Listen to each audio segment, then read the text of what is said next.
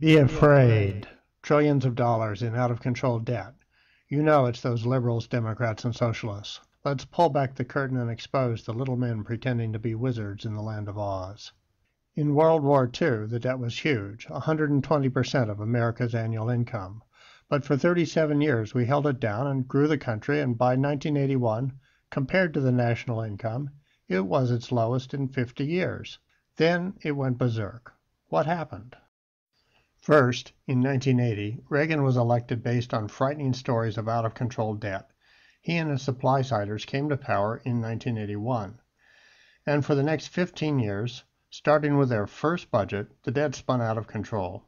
This is more than a little fishy.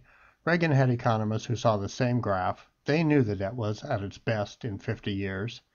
But they find it useful to frighten the public with the national debt.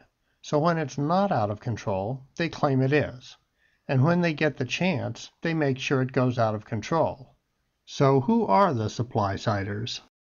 In a posh restaurant 30 steps from the New York Stock Exchange, a conservative Wall Street Journal editor engineered the creation of supply-side economics. By 1980, the supply-siders had converted Reagan, but the elder George Bush had already foreseen the future and called the supply-side prescription voodoo economics.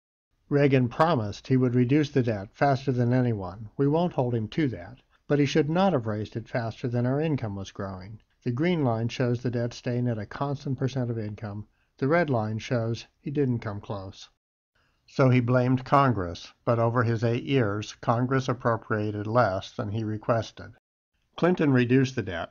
Then Bush came in, saw the budget surpluses, and promised to retire nearly $1 trillion in debt, the largest debt reduction ever achieved by any nation at any time.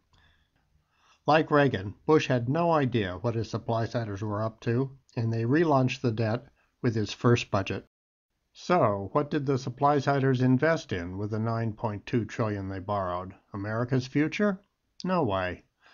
The money bought tax cuts for the very rich and for corporations. We have nothing to show for it. Voodoo is about Wall Street, not about Main Street.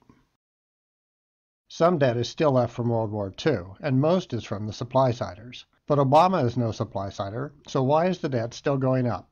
It's hard to stop a runaway budget. Reagan got it backwards, Bush Sr. tried and failed, and it took Clinton 3 years to turn it around. But there's more bad news. Borrowing in good times leaves you trapped in bad times. To reduce the debt, raise taxes and spend less. To reduce unemployment, lower taxes and buy more. Nothing works for both. But would a real patriot let the government borrow and spend in bad times? Let's look back at some tough times to see what Uncle Sam was doing when everyone loved him. After 11 years of the Great Depression, the government finally started spending big on war goods bought from industry. So Uncle Sam borrowed the equivalent of $10.5 trillion in 5 years. And here's what happened. Patriots bought war bonds to help Uncle Sam borrow more. Industry hired Rosie the Riveter and millions more. The Great Depression ended and the country's output doubled. Then we won World War II. And after all that borrowing, Uncle Sam paid down the debt until, yes, of course, until the voodoo started. Supply-siders raised the debt 20 out of 20 years. That can't be just bad luck. Truman, Eisenhower, Kennedy, LBJ, Nixon, Ford, Carter, and Clinton all reduced it. But now, as in the Depression, the path to greatness requires putting America back to work. And the generation that gave 400,000 lives for their country is the generation that showed us how. That was patriotism.